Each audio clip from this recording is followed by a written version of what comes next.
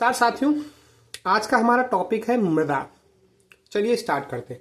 देखिए, मृदा को हम पहले से ही 3 भागों में वर्गीकृत कर चुके हैं, जिसमें सबसे पहला भाग था भावर एवं तराई क्षेत्र की मृदाएं, जिसको हम पढ़ चुके हैं। उसके बाद हम पढ़ रहे थे मध्य मैदान की मृदाओं के विषय में, जिसमें सबसे पहली मृदा जो थी जलोढ़ मृदा थी, जिसके 2 भाग थे, बांगर मृदा और खादर मृदा, जिसको हम अच्छे से पढ़ चुके हैं। अगर उसमें आपको कुछ भी समस्या हो आप जरूर बताइएगा। आज हम लोग बात करते हैं मध्य मैदान क्षेत्र की जो अन्य मृदाएं हैं उनके विषय में।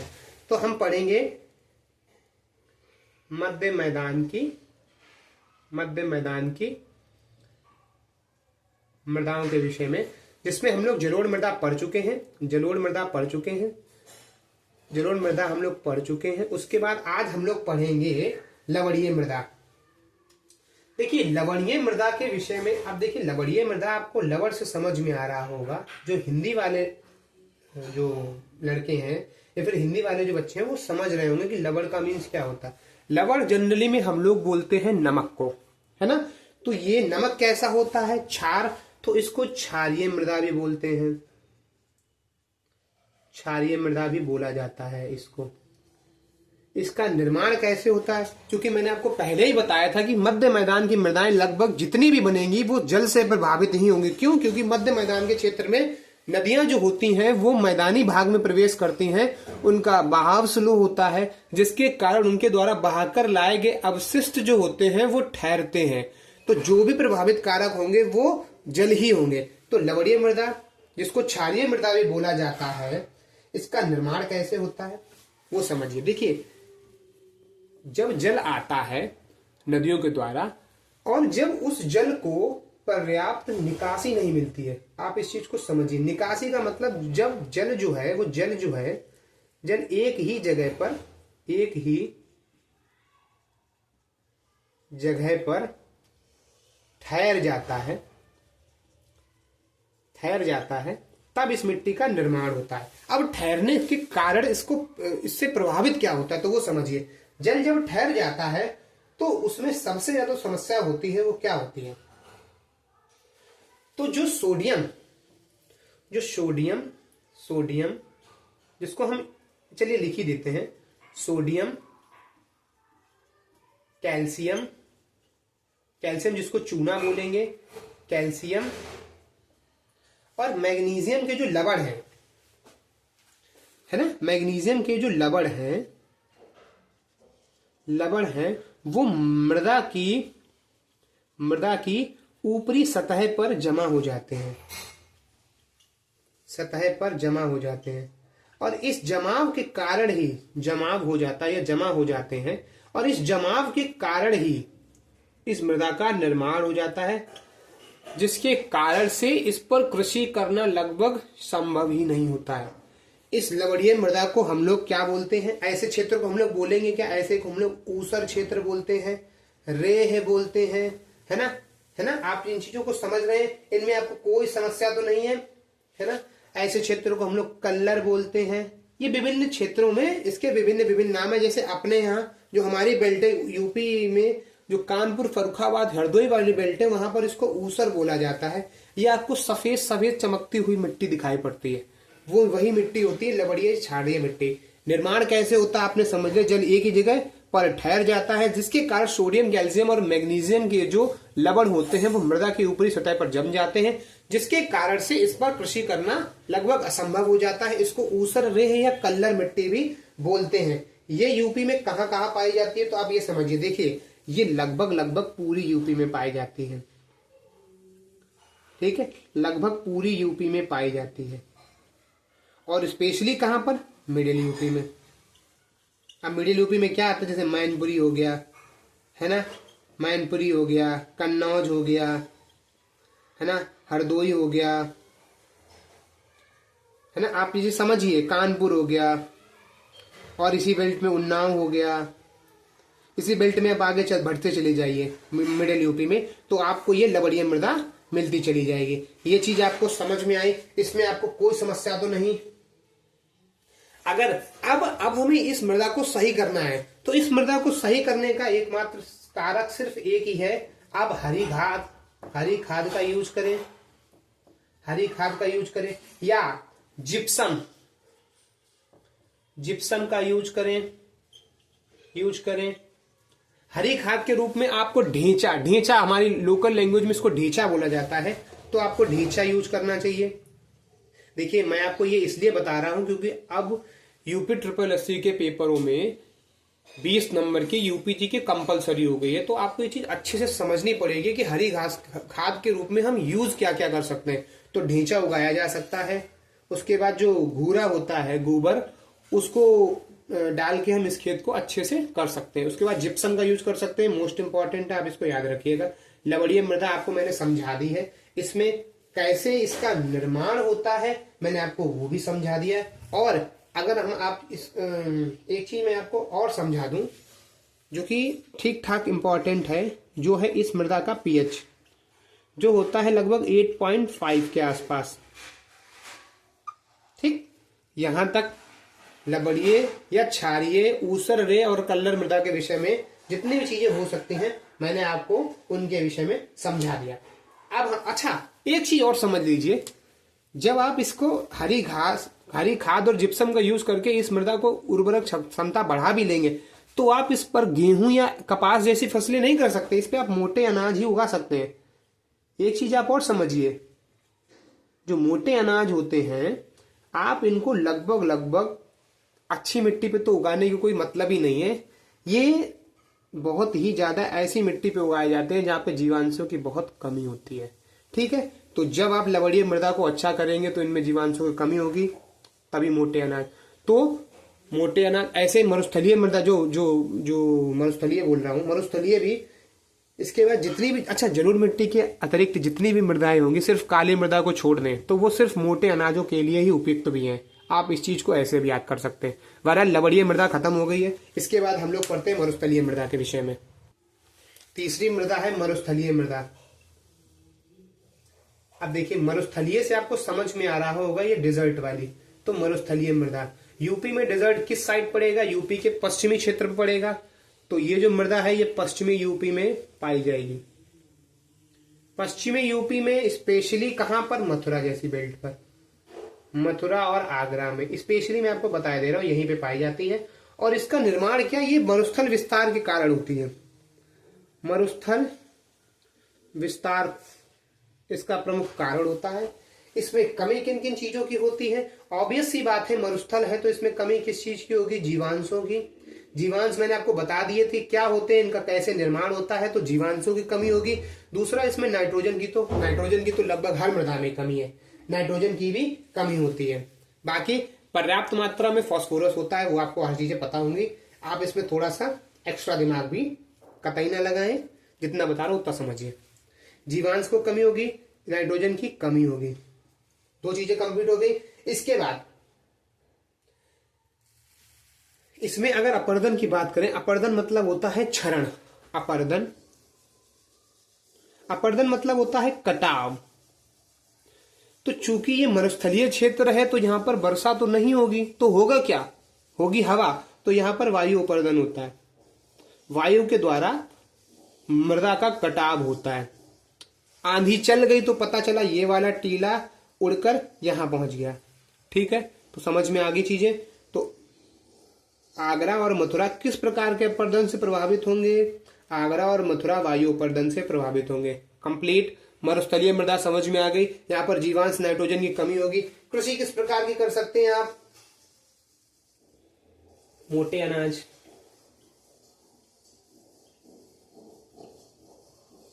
अब देखिए यदि अगर आप मोटे अनाज नहीं जानते हैं तो इसके बाद कृषि के विषय में ही हम लोग पढ़ेंगे। वहां पर आपको मोटे अनाज और रबी की फसल, खरीफ की फसल, जायद, इन सब के विषय में समझाऊंगा। वैसे मोटे अनाजों के तौर पर आप वो अनाज समझ लीजिए जो बहुत ही हार्ड होते हैं, जैसे चना हो गया, दालें हो गई, ये सब मोटे अनाजों में आते हैं। कंप्लीट बाजरा हो गया जिनको पानी की कम आवश्यकता होती है।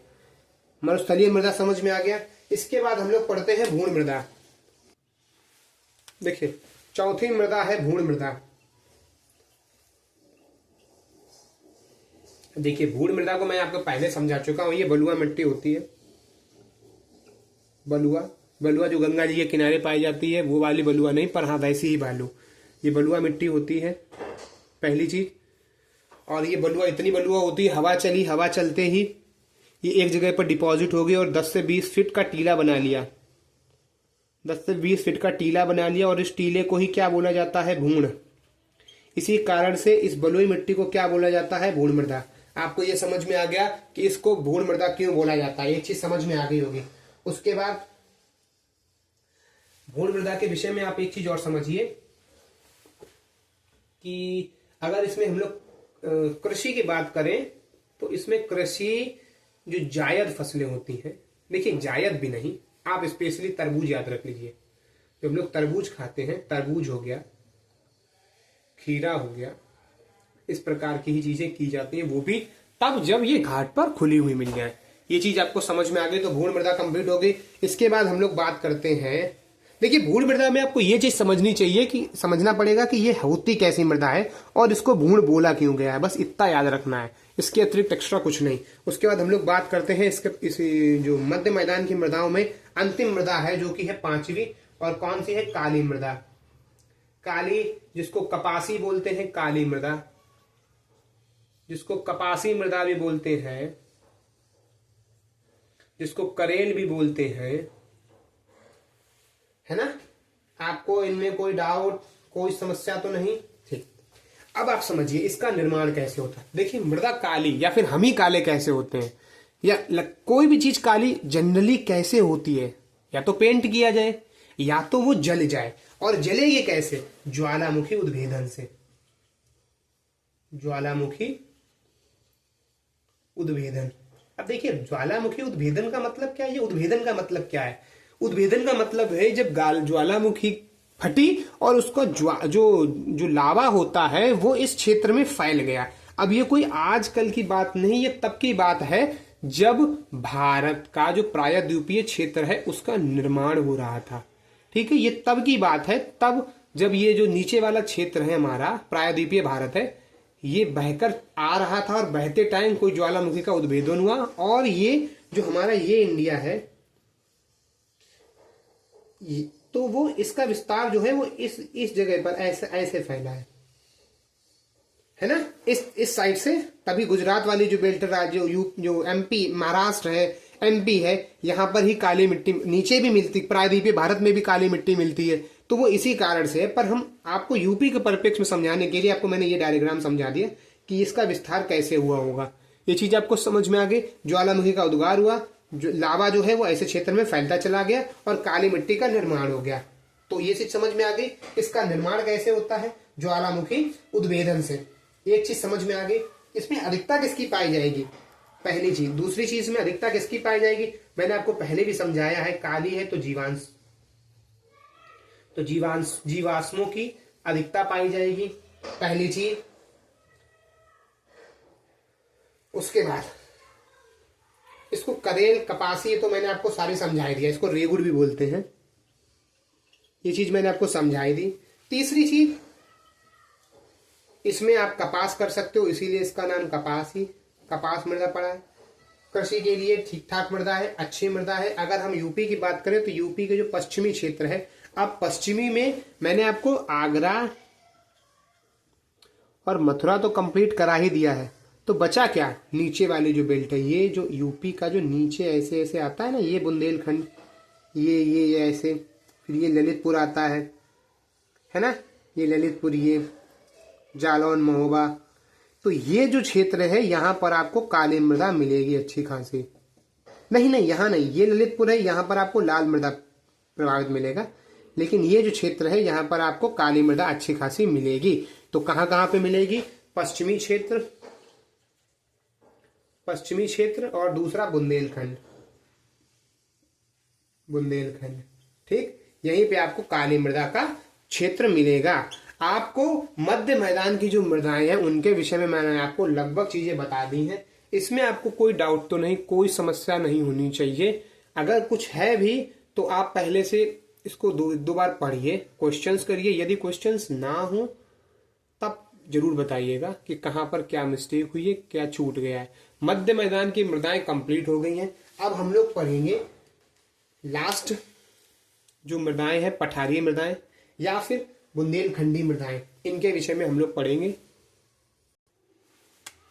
अब हम लोग बात करेंगे तीसरी मृदा, जो कि है पठारी। पठारी या सीधे सीधे याद कर लीजिए बुंदेलखंडी मृदा। ठीक है, अब मैं आपको फिर से एक बार समझाऊंगा कि इनका निर्माण कैसे होता है। देखिए, बुंदेलखंडी मृदाओं का अगर निर्माण देखेंगे तो मैंने आपको जब शुरुआत में मैंने आपको भावर एवं तराई क्षेत्र पढ़ाया था, इससे पहले वाली पार्ट में, तो उनका निर्माण कैसे हो रहा था। उनका निर्माण हिमालय चूंकि उनके निकट में था, तो उससे द्वारा टूट टूट के जो अवशिष्ट आ रहे थे, उसके कारण से उनका निर्माण हो गया था। किनका? भावर और तराई क्षेत्र का। क्योंकि पठारी और या बुंदेलखंडी मृदाओं के पास क्या है? बुंदेलखंड का पठार। तो इनका निर्माण कैसे होगा? जो बुंदेलखंड का पठार है उसके टूटने से, उसके जो क्षरण हो रहा है, क्षरण के कारण से जो वो पत्थर टूटते हैं और जो पत्थर हैं वो महीन होते चले जाते हैं, और ये महीन होते होते मृदा का रूप ले लेते हैं। ये चीज आपको समझ में आ गई? कोई समस्या, कोई परेशानी तो नहीं? यहां तक बुंदेलखंड में बुंदेलखंडी मृदाएं कैसे बनी वो समझ में आ गया होगा। देखिए, अब जैसे जैसे बुंदेलखंड का जो क्षेत्र बढ़ता चला जाएगा, अब फिर उस पर डिपेंडेंट करेगा कि जो उसके आसपास का जो पठार है वो कैसा है। तो सेम फिर मिट्टी भी वैसी ही मिलती है। यदि ऊपर फेरस युक्त पठार है ना, तो फिर नीचे लाल मिट्टी मिलेगी। ऐसे ही चिपचिपा सिल्का वाला पठार है तो फिर सिल्का सैंड मिलती है। आप इन चीजों को धीरे धीरे समझिएगा। बहरहाल पठारी क्षेत्र आपको समझ में आ गया होगा। अब हम लोग बात करेंगे इस क्षेत्र में जो पाई जाने वाली मृदाएं हैं उनके विषय में। ठीक है, चलिए स्टार्ट करते हैं। देखिए, अब आप एक चीज और समझ लीजिए कि इसका विस्तार कहाँ पर होगा। तो चूंकि बुंदेलखंडी या पठार क्षेत्र की मृदाएं हैं, तो इसका विस्तार भी जो नीचे वाली बेल्ट है, कौन कौन सी? जैसे झांसी हो गया, है ना, झांसी हो गया, ललितपुर हो गया, ललितपुर, मिर्जापुर, प्रयाग में तो आपको बलुई मिट्टी मिलेगी, है ना, सोनभद्र हो गया, चंदौली हो गया, और इसके बाद ये इधर साइड एक दो और बचे, महोबा। तो आपको ये देखिए, मैं आपको ये जिले इसलिए समझा रहा हूं क्योंकि मैं इन जिलों के विषय में आपको बता चुका हूं लोकेशन वाइज, है ना। इनको लोकेशन में आपको समझा चुका हूं। तो अगर आप इनकी लोकेशन समझेंगे तो आप इन मिट्टियों का जो विस्तार है वो समझ सकेंगे। और यदि आप विस्तार समझेंगे तो फिर आपको आगे जब हम लोग खनिज के विषय में पढ़ेंगे तो आप बहुत अच्छे से उनको याद कर सकोगे। तो बुंदेलखंडी मृदाओं के विषय में शुरुआत करते हैं। देखिए, सबसे पहली मृदा जो है हम लोग पढ़ेंगे लाल मृदा। लाल मृदा या रेड सॉइल। अब ये लाल होती क्यों है और इसके पीछे का कारण क्या है वो चीज समझिए। ये लाल इसलिए होती है क्योंकि इसमें फेरस की अधिकता ज्यादा होती है। फेरस जिसको लोहा बोलते हैं, है ना, FeO जनरली, फेरस ऑक्साइड, इसकी अधिकता के कारण ही इसका कलर लाल हो जाता है। एक चीज आपको समझ में आ गई। विस्तार मैंने आपको बता ही दिया है। और चूंकि पठारी क्षेत्र है तो ग्रेनाइट जो नीस होता है, ग्रेनाइट नीस के कारण, ग्रेनाइट नीस के पत्थर जो हैं वो टूटते हैं और उनका क्षरण होता है। ग्रेनाइट नीस के क्षरण के कारण होता है। ग्रेनाइट नीस क्षरण बोल दीजिए या फिर इसका विखंडन बोल दीजिए, आप कुछ भी बोल लीजिए, वो समझ लीजिए आप। विखंडन मतलब टूटना। ग्रेनाइट नीस जो होती है, जो पठारी क्षेत्र में, इसके जो लाल मृदा वाला क्षेत्र है, इसके ऊपर कैसी पठार है, वो ग्रेनाइट नीस वाला पठार है जिसका कलर रेड होता है। लाल बलुआ पत्थर जिसको बोला जाता है, टूट टूट के महीन होते होते इस प्रकार की मृदा का रूप ले लेती है। पहली चीज आपको समझ में आई होगी। अगर हम लोग इस मृदा में बात करें, देखिए चूंकि ये रेड सॉइल है तो इसमें जनरली हर चीज की कमी होगी, जिसमें सबसे पहला है नाइट्रोजन की कमी, दूसरा फास्फोरस की भी कमी होती है ना, फास्फोरस की भी कमी होती है। उसके बाद चूना, और इसमें जीवांश, उसकी तो ऑब्वियस है कमी होगी क्योंकि शुष्क क्षेत्र है। इन सबकी लगभग कमी होती है। लौह अंश की मैंने आपको बता दिया है, अधिकता होता है, ये मैक्स पर होता है, और ये इनकी कमी होती है। ठीक, अब जब हर चीज की कमी होती है तो यहाँ पर कृषि कैसी होगी? यहाँ पर कृषि लगभग आप ये मान के चलिए ना के बराबर, और जब ना के बराबर है तो मोटे अनाज। ठीक, मैंने देखिए आपको समझा दिया है अच्छे से, आप इस लॉजिक को समझ के चलिए। मोटे अनाजों में क्या आते हैं? जैसे दालें हो गई आपकी, है ना, दाल हो गई, तिलहन हो गया, राई कर लो। अपने क्षेत्र में राई अच्छे खेत में नहीं की जाती है। आप जितने भी देखिएगा किसान जो है, आलू वाला किसान, वो अच्छे खेत में अपने आलू करेगा। अगर उसके पास 1-2 बीघा भी है तो वो आलू करता है, तिल तेल के नाम राई नहीं करेगा। क्यों? क्योंकि राई तो कैसे भी खेत में आप कर दो, ऊबड़ खाबड़ खेत में भी कर दो तब भी राई हो जाती है। और हमारे यहाँ तो किसान जो जो जो जिससे पानी डालने वाली जो नालियां होती हैं उनमें भी राई बो देता, वो भी जमाती है। तो दालें और तिलहन, इस प्रकार की फसलें आप कर सकते हो। लाल मृदा आपकी कंप्लीट हो गई। देखिए एक्स्ट्रा कुछ ज्यादा मत पढ़िए, जितना बता दिया उतना पढ़ लीजिए, क्वेश्चंस होंगे। दूसरी मृदा है पड़वा मृदा।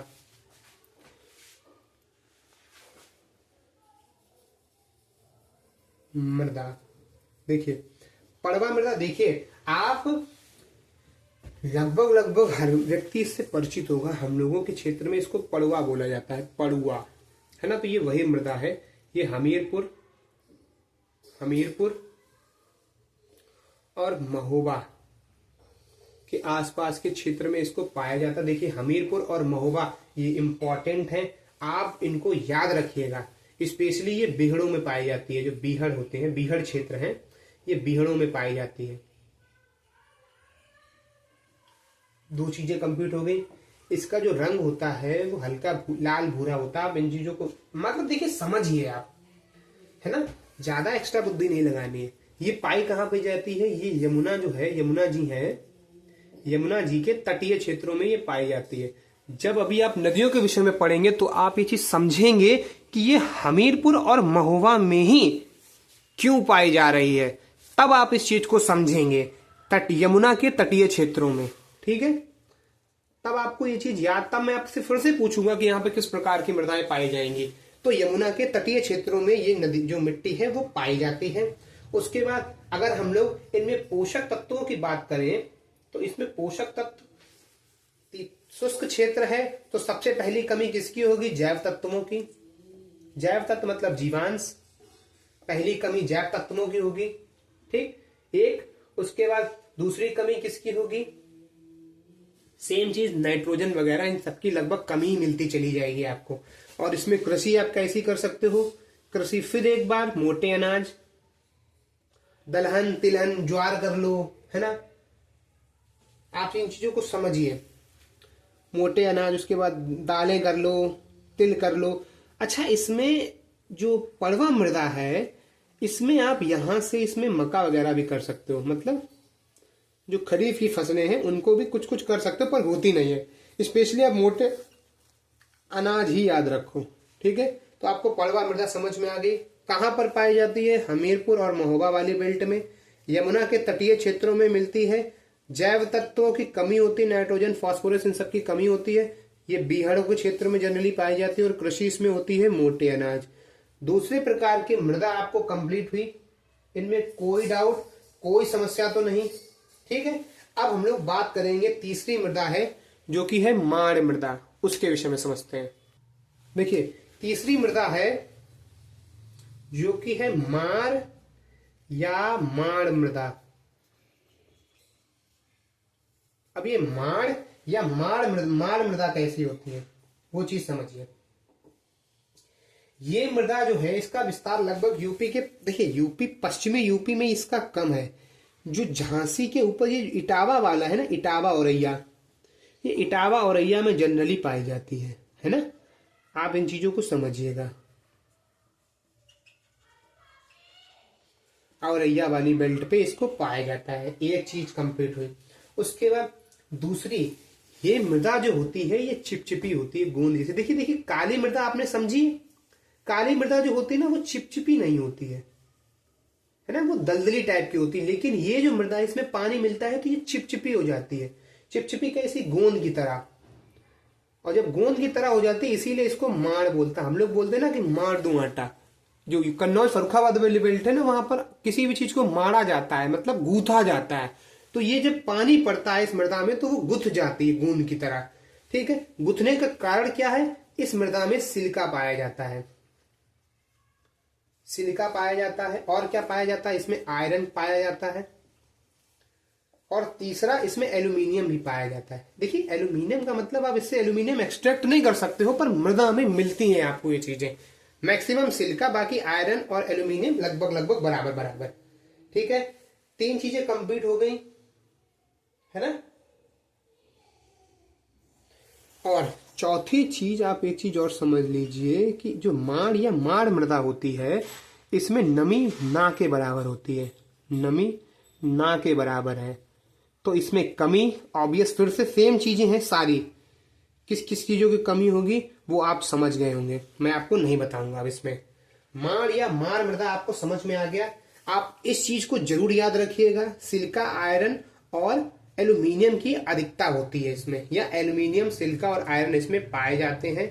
ये पानी में मिलने के बाद गोंद की तरह हो जाती है। 2 चीजें कंप्लीट हो गई होंगी। ठीक, और इसके अतिरिक्त इसके विषय में 1-2 चीजें और हैं, वो और मैं आपको बताता हूं अभी। देखिए कृषि के विषय में आपको बता ही दिया है, नहीं अब कुछ नहीं बचा है। माड़ या माड़ मृदा कंप्लीट हो गई है। इसके बाद हम लोग पढ़ते हैं चौथी मृदा, जो कि है राकड़ मृदा। राकड़ मृदा के विषय पढ़ते हैं और फिर लास्ट में बचेगी भोंट मृदा। तो अब हम लोग पढ़ते हैं चौथी मृदा, जो कि है राकड़। चौथी मृदा है राकड़, राकड़ मृदा। अब देखिए ये राकड़ भी होता है और इसको राकड़ भी बोलते हैं, राकड़, राकड़ मृदा, दोनों एक ही प्रकार की मृदाएं होती हैं। ये पठारी ढालों पे पाई जाती है। पहली चीज, जो ढलान वाली क्षेत्र है, पठारी ढालों पे पाई जाती है। ढाल मतलब रेपर, ऐसी यहां पर पाई जाएगी। ठीक है, एक चीज आपको कंप्लीट हो गई। उसके बाद इसका रंग जो होता है 2 प्रकार, मतलब लाल या मतलब हल्की हल्की लाल होती है पर भूरे टाइप में जाती है, मतलब डार्किश रंग में चली जाती है। चीज समझिएगा थोड़ा थोड़ा, बाकी कुछ खास नहीं है। 2 प्रकार की होती है, मोटी राकड़ और पतली राकड़। मोटी, जब ये जो ढाल पर इसका पकड़ ज्यादा मजबूत हो जाती है तब डिपॉजिट अच्छे से हो जाती है, तो ये मोटी राकड़ हो जाती है। लेकिन जब डिपॉजिट पतली होती है तो ये पतली राकड़ होती है। ठीक, इसमें कमी किस किस चीज की होगी? बुंदेलखंड है तो ह्यूमस की ऑब्वियस सी बात है कमी होगी, पहली चीज। उसके बाद बाकी जो जितनी भी चीजें हैं मैंने आपको पहले समझाती, नाइट्रोजन वगैरह, इनके इसमें लगभग कमी होती है। और अगर आप इसमें खाद का प्रयोग करेंगे, जैसा कि ऊपर वाली मृदाओं में था, खाद के प्रयोग से इसमें कृषि की जा सकती है। और कृषि में कुछ खास कृषि नहीं, सेम चीज मोटे अनाज। मोटे अनाजों में आपको समझ में आता होगा क्या कर सकते हैं। ठीक, कोई समस्या, कोई परेशानी तो नहीं राकड़ मृदा के विषय में, है ना। तिल हो गया, चने हो गए, इस प्रकार के हम लोग कृषि आराम से कर सकते हैं। बहरहाल, और राकड़ मृदा के 2 पार्ट हैं, एक पतली राकड़, ये चीज भी देखिए समझ लीजिए, पतली राकड़, राकड़ और मोटी राकड़, मोटी राकड़। ठीक, राकड़ मृदा कंप्लीट हो गई। पठारी ढालों पर ये पाई जाती है।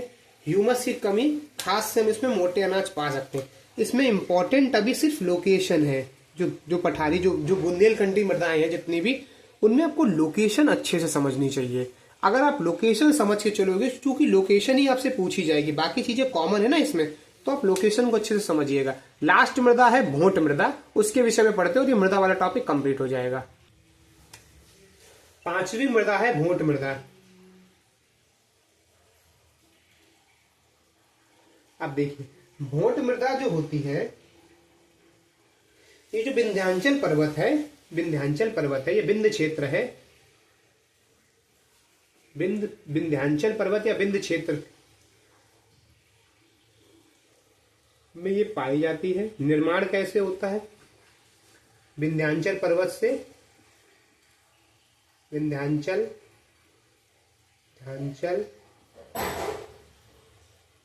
पर्वत के अवक्षरण, अवक्षरण से समझते हैं आप, अवक्षरण या टूट फूट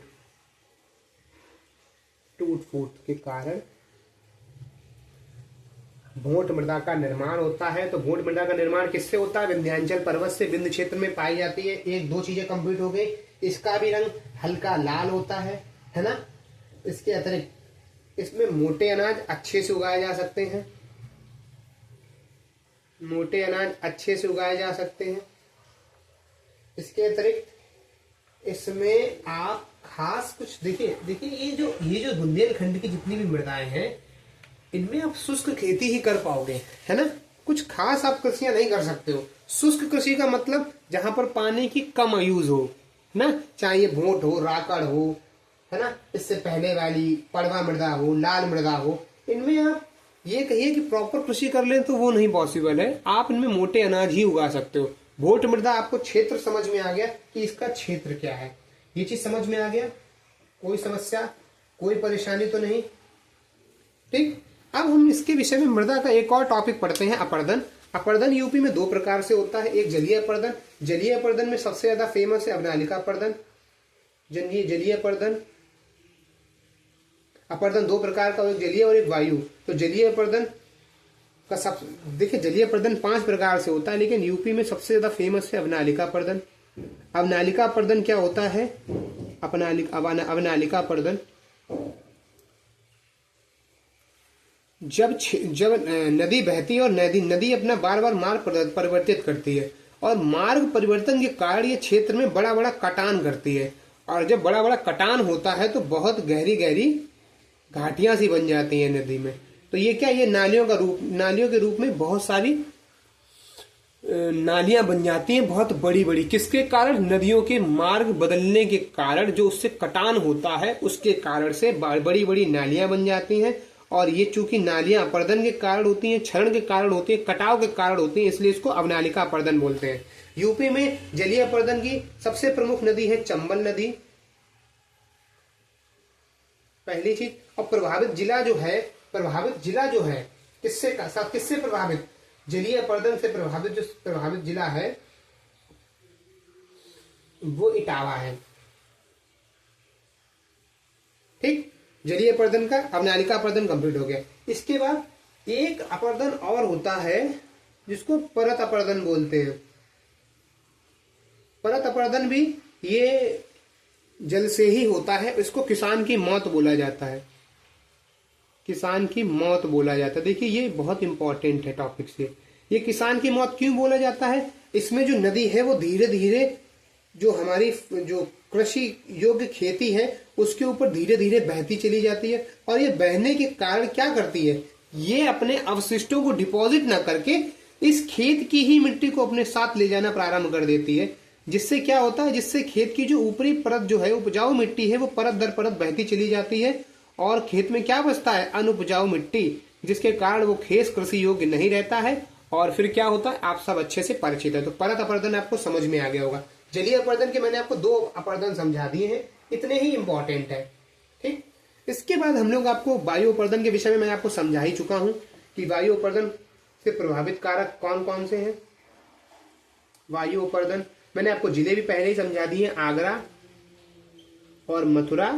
क्यों वायु अपर्दन से? क्योंकि मरुस्थलीय क्षेत्र है, मरुस्थलीय मिट्टी पाई जाती है यहाँ पर, है ना।